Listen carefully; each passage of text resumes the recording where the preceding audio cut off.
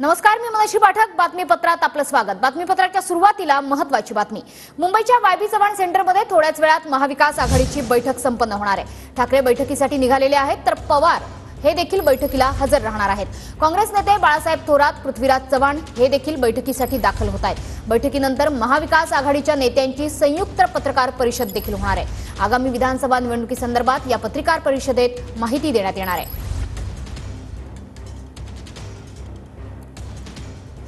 आपले प्रतिनिधी दिनेश दुखंडे हे सध्या वायबी चव्हाण सेंटर येथून आपल्याशी जोडले गेलेले आहेत. दिनेश, कोणकोणते नेते पोहोचलेले आहेत, किती वेळात ही बैठक सुरू होते?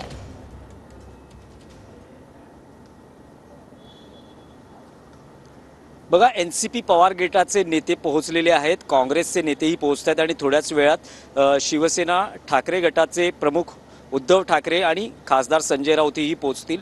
पण आजच्या या पत्रकार परिषदेचं आयोजन यासाठी आहे, लोकसभा निवडणुकीच्या निकालानंतर महाविकास आघाडीची होत असलेली ही पहिली पत्रकार परिषद आहे. लोकसभा निवडणुकीत महाविकास आघाडीनं महायुतीचा पराभव केलेला आहे. जास्त जागा महायुतीपेक्षा महाविकास आघाडीच्या जिंकलेल्या आहेत किंवा तसा विजय एकूण महाविकास आघाडीनं संपादित केलेला आहे.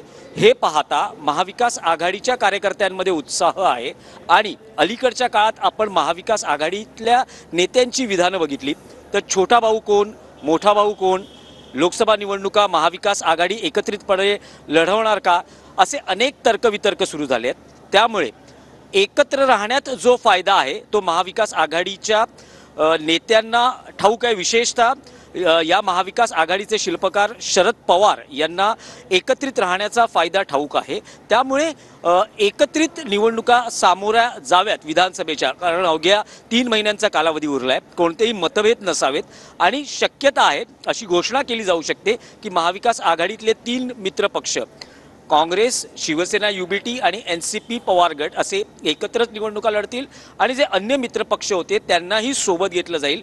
कोणतेही मतभेद नाहीत हे दाखवण्याचा यात प्रयत्न होईल आणि लोकसभा निवडणुकीच्या निकालांचं महाविकास आघाडीच्या नेत्यांच्या माध्यमातून विश्लेषण होईल. महायुतीला कसं विधानसभेला काउंटर करायचं या बाबतीतली ही मतं या पत्रकार परिषदेत मांडली जातील.